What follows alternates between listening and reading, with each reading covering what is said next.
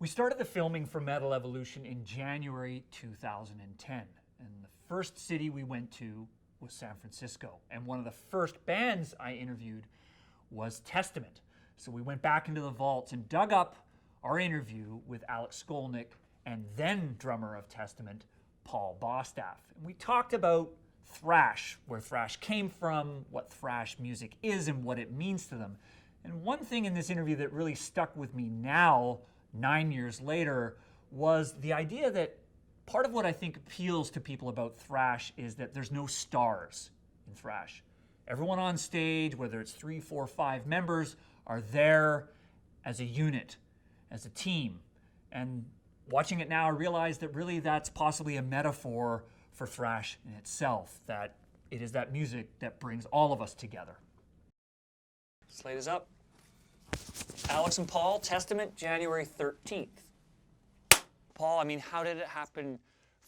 I guess the main question I want to ask you is, why did you gravitate towards playing thrash? Obviously, you were with Forbidden back in the early days. I mean, tell me why you gravitated towards becoming a thrash drummer. What was it about this music that you loved? What made me gravitate towards thrash, and what I loved about thrash metal, is that it wasn't a big production. You know, I mean, like a lot of bands like that I was into, it always like in the 70s, and Van Halen, right, it seemed like a lot of bands you had to dress up or look a certain way, or like the Police. I mean, they're a great band, but they had a certain look to them, and every time you went to go.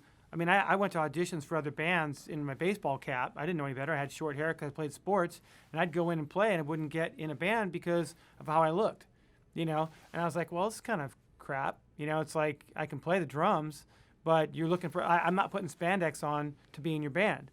It's like so. What I liked about thrash was you could be a regular guy. You didn't have to be good. You just had to have the attitude.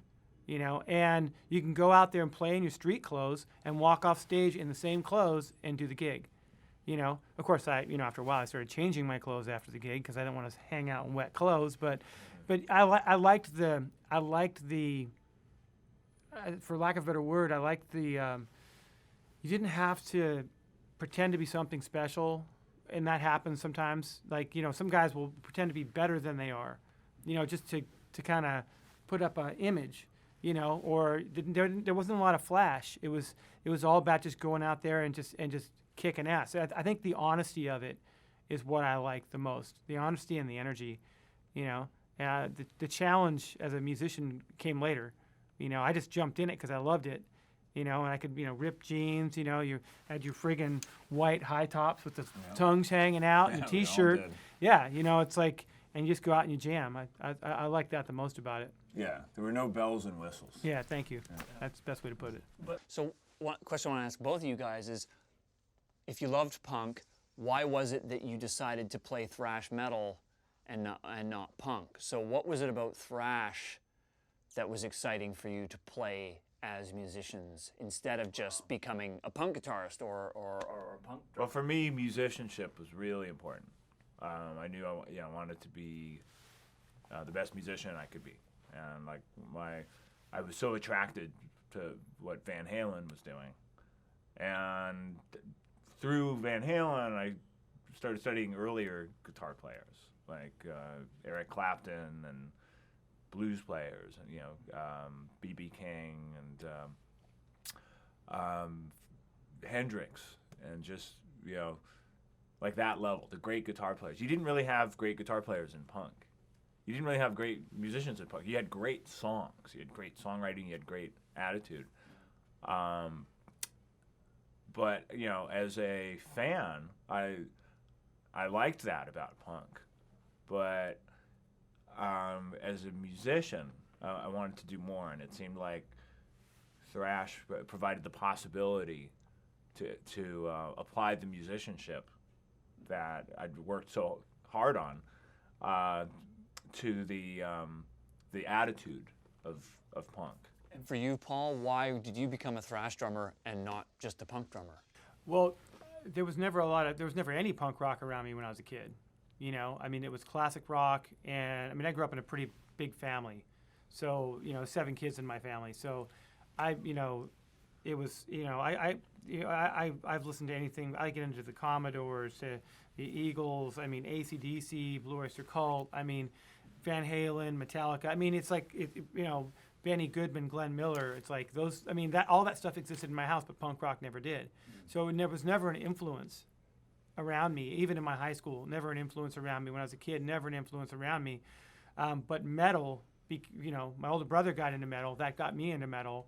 And the first time I ever saw Iron Maiden Killers, that hook, line, and sinker. My buddy and I were both in the same kind of music, and I remember when he used to always bring new albums over to my house, and I remember this knock came in on my door at nighttime, and I opened up the door, and my buddy's holding Killers right in my face, and I'm like, oh, that's the coolest thing I ever seen. And we went over to his house and listened to it that night, and that was it. So I didn't get into punk because I got into metal first, and what attracted me to thrash, because I'd heard early Metallica stuff from my cousin was a tape trader, so he'd play me like Metallica at the Stone, like dude, you got to check this out. And I remember hearing Whiplash, and it was so fast I couldn't grab hold of the groove of the guitars. And believe it or not because he's sitting here, Alex, the first thing that got me into thrash was the first time I heard Testament's demo. That got me into thrash because it was slower, grindier stuff, and then I went, wow, I get it now. Then I went back and started finding all the other stuff, and from there it was over. It was to me that's kind of what Alex said. Like you could kind of take your influences of other styles, or at least like I liked Iron Maiden and Judas Priest. That was more of like I liked that stuff, especially Maiden, and I loved their style of singers. And that's where we wanted to I wanted to be like in the thrash metal of Judas Priest or Iron Maiden, if that makes any sense at all. So it's like the possibility of taking the influences you had you were around you that were relevant to that style and putting them into that music. They were very possible, especially because the music was so new. And was it the challenge of playing thrash as well? Was that part of the appeal? The challenge came later, because like I said, when I first started playing thrash, I wasn't really that good at it. I was more into rock and metal, but I loved thrash. And I remember when I first joined Forbidden, the first band practice, I sat down and played with them. I knew the songs. But when I started playing, the timing of everything changed. Everything was a millisecond. If you were off by a millisecond, your drum fill was off. It's like the timing of everything was different. So at first I sucked at it, But the guys in the band, I was the best drummer they had. And I got it, But it was I forgot the question now because I just envisioned myself sucking on the drums the first time. Thrash. Yeah, the challenge. Thank you. Yeah. The challenge for me came, I think, when I first heard "Silent Scream" by Slayer on South of Heaven. When I heard that album, I remember me and my buddy he brought it home that night. He's like, "Okay, dude, the new Slayer's out. This is right after Rain and Blood." So we went in my truck, we put it in, and before we turned the volume on or the power on, he's like, "Okay, man, is it going to suck or is it going to be good?" I'm like, "Dude, it can't suck. It's Slayer." South of Heaven comes on, we were hooked. And then when I heard Silent Scream, the fast double bass in that song, nobody had done fast double bass for that duration of time that I'd heard at the time. And it was just, I was like, this is it. It's the next level. That's when the challenge came in for me. So, that had a lot to do with Slayer. Yeah, Lombardo really raised the bar For sure. as far as drums. Yeah. But at that time, guitar-wise, I mean, Merciful Fate wasn't really a thrash band, but thrashers liked them, and they had a thrash element, and I thought those guitar players were really good, and they were really influenced by Michael Schenker and Ulrich Roth, the great European guitar players, and then I just thought, okay, we can have those same influences, but just faster. It was cool, not to interrupt, but it was really cool about that because Fate was a really that's a really cool thing to credit, Right. because Merciful Fate, they were unpredictable sometimes. They would have all these parts, and sometimes I forget the name of the song, but there's it's on what is it? Don't break the oath. Don't Break the Oath. But it's got all these different parts that shouldn't go together in a Right. song.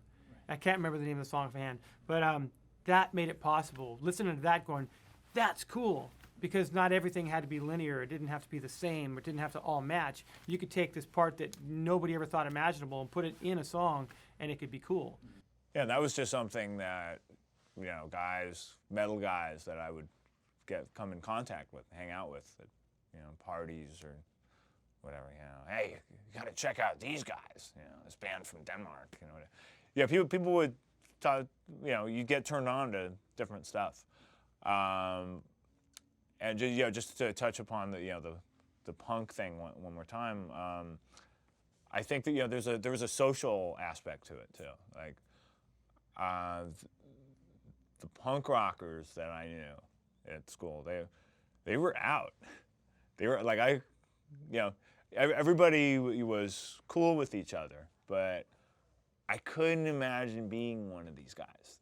And there weren't that many, but I remember one guy. His name was, they called him Johnny Puke.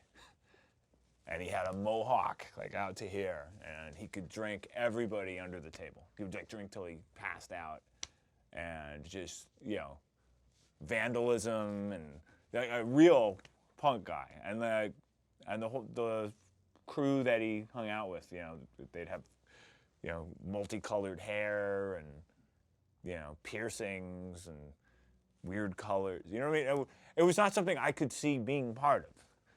The metal guys, you know, it was like he was saying, like high tops, ripped jeans, leather jackets. You know, you drink beer on the weekends. That I could hang with the metal guys. I couldn't hang with the punk guys.